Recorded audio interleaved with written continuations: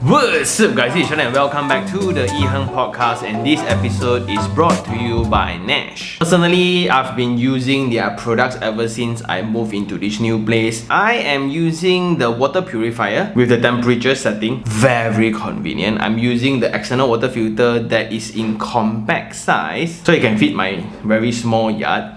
I'm also using the air purifier. I'm also using the floor washer. And this round they are kind enough to offer a 200 ringgit off promo if you're getting any of these products from their website. Just use the promo code iherng200. iherng200. Thanks. And today we will answer a question from email. This is from Mrs. Y. Dear Sean, I have been following you for some time and happened to meet you by person at one of your property investment events. It is indeed a very informative and interesting event. I have purchased Raya by Sam Dabi for own stay, the 1,750 square feet unit, and hope that despite the war and raw material issue, Raya will be completed on time. Another opportunity for investment recently came up. 2 units of Menara Putra at Chowkit, KL is selling for 160,000 per unit. Attached floor plans for your reference. So the selling price is 160,000, 425 square feet. The rental is 1,000 per month. Tenant profile is mostly foreign workers. Management fee 130 ringgit. Cukai petak 20 ringgit, cukai taksiran 300 ringgit a year, and the ROI excluding maintenance fee is 6.33%. My worry will be the property appreciation price in the future, as this is clearly a rental return investment with uncertain or even none property appreciation. The building was refurbished at 2020, repaint and major repair, but it could become too unpleasant to stay in the future and eventually nobody would want to rent. Will it still be a good investment to go for? So I will just attach the floor plan within if you are listening to this podcast, right? And what do I think? So first of all, thank you very much for the email and congratulations on the Raya. So it's a beautiful site in KL East overlooking the Quartz Reach, right? Wow, that one.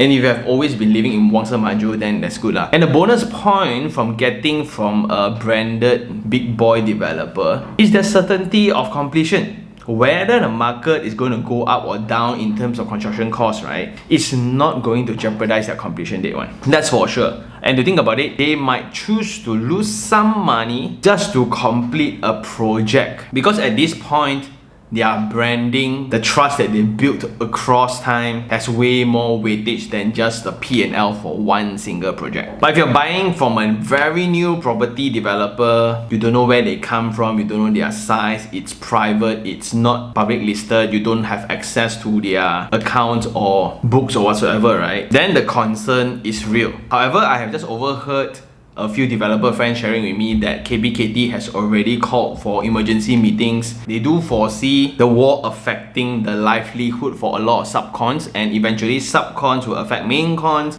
will affect developers will affect consumers. Then it's all government problem all over again. And I guess they are planning for some financing or moratoriums for subcons and things like that.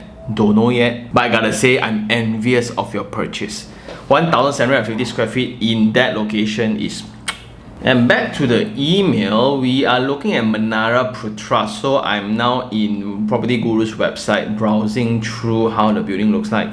It's an old building and there's only one listing available, which is for 350,000 for 840 square feet unit. So it's about 400 per square feet lah. It was completed in year 2000. But the one Miss Y sent over is a 425 square feet one. Looking at it, is this a good investment to go? Okay, so let's dissect this phase by phase. 4 basic steps. What's the intent? This is for investment purpose. What kind of investment purpose? We usually divide it into capital appreciation or cash flow, right? So this one most likely is for cash flow, and the ROI is about 6.33%. So what's the right ROI for a property to be cash flow positive?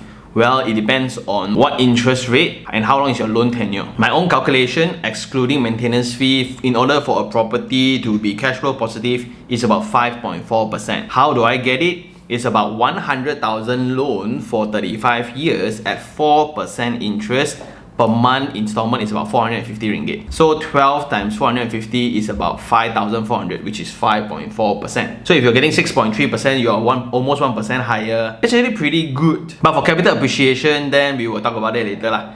Second thing, can you qualify for the loan? Most likely you can, because it's 2 units. One unit is about 160,000. You already qualify for the REIA, so I think you are there in terms of financial capabilities.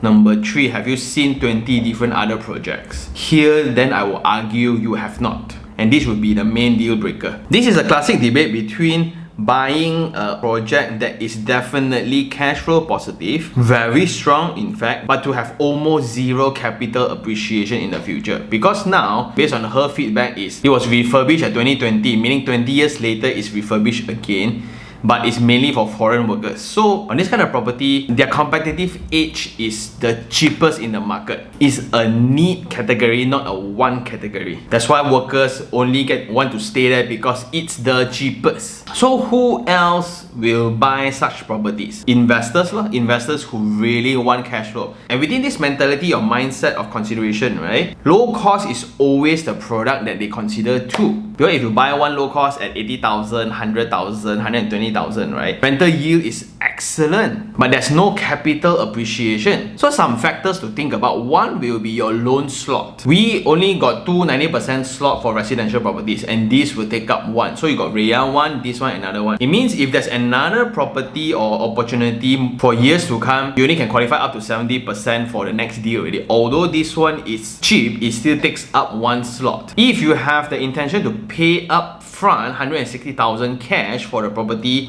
I would definitely say no, because might as well you put this 160,000 cash in EPF or in FD or whatever, right? You can easily get more. Again, a reminder that if you buy property in full cash, property investment then become a rather terrible investment. Then the second thing, will this format of investment justify your time or your head space? Because based on the data, 160,000, your ROI is about 6.33%. That's about 10,000 a year. You divide by 12, it's about 845 ringgit a month. That will be the rental for the property. For 845 ringgit a month, let's say, boss, itu lampu sudah pecah. Boss, tak ada air. Itu boss.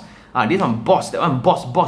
Does that justify your time? And let's assume you take 90% loan on this property lah, okay? Your loan is about 145,000. The installment is going to be about 650 ringgit a month. It means extra 200 ringgit a month. Is it good? Yes, but it's almost zero capital appreciation. Okay, a good way to think about this is, let's assume another 10 years down the road. Ultimately, property investment is a very long-term game, okay? 10 years down the road, if it's 160,000 still, do you think people want it or not?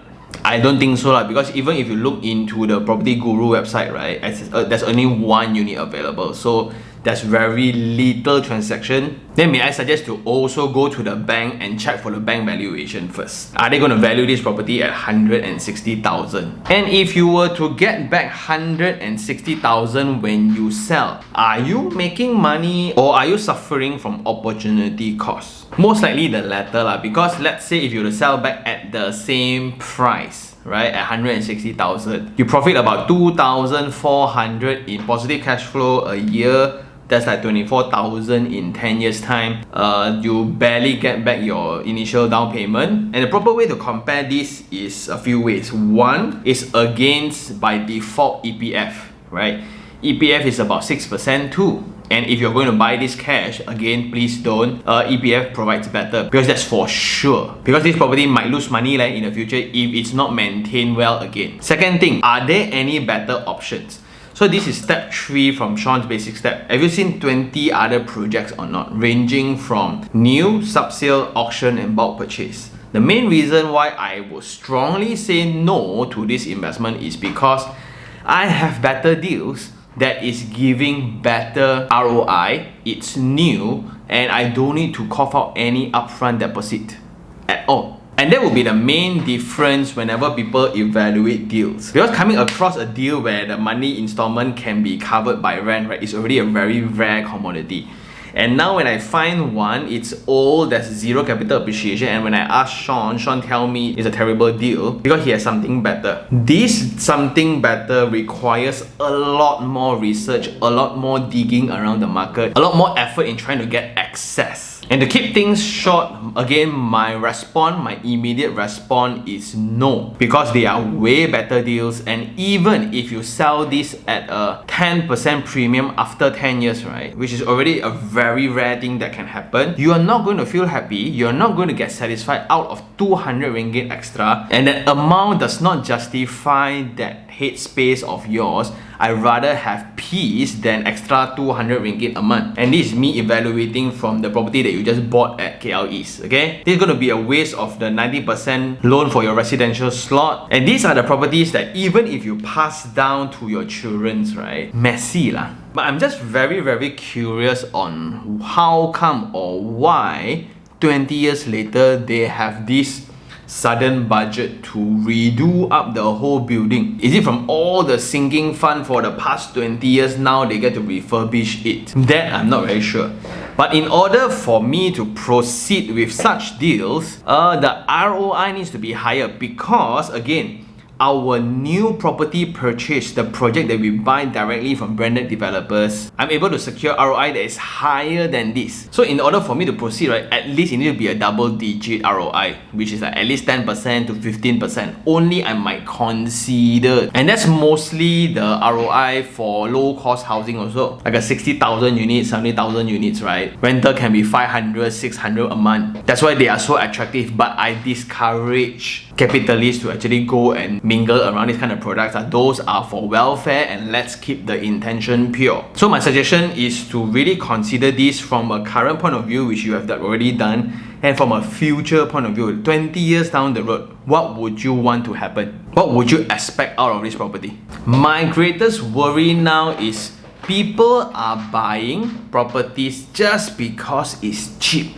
Because it's 160,000 in the center of KL. But that's not the whole point of property investment. The goal of property investment is not to buy the cheapest property, but to buy the money-making property. So just to conclude this email, do I think it's a goal for this property? No. Why? Because let's look at two scenarios, the best case scenario, worst case scenario. Best case scenario, you sell about 10% appreciation, which is 176,000 10 years later. Did you make money? No. Are you going to build a lot of passive income? No, 200 ringgit. But I pay cash for it. Even more foolish, might as well put the money into EPF. You will earn better returns with better peace of mind. Then what's the worst case scenario? You cannot sell. Then you have several terrible tenants, which here spoil, that spoil. When you go back to the unit, it's vandalized. Then the repair fee costs more than the positive cash flow that you get. Then you will lose money 10 years down the road, and you get your slot stuck, you get your money stuck, and now you need to go and manage a property that you don't even like in the first place. So looking at these two scenarios, right, even the best case scenario consider bad leh. That's why I will not consider this deal. We have way better deals from the bulk purchase point of view, from the sub-sale point of view. Again, don't buy a property just because it's cheap. Sometimes it's cheap for a reason. Personally, I buy a lot from bulk purchase from this group called Far Capital. I'm just a client, and the main reason why we can secure cheaper price compared to the market is because, as mentioned, it's bulk purchase. As a group, we buy in bulk, therefore we get better discount from the developers. That's why it's cheap. Then for your example, why it's cheap? Because no people want. A different reason why it's cheap. And I guess that's all for today. Thank you very much for watching. A very short episode today. Hopefully this helped, and for those who still have any questions regarding real estate, do just email me at taniherng@gmail.com, or you can just DM me on Instagram, iherng, and I'll see you guys on the next one. Ciao.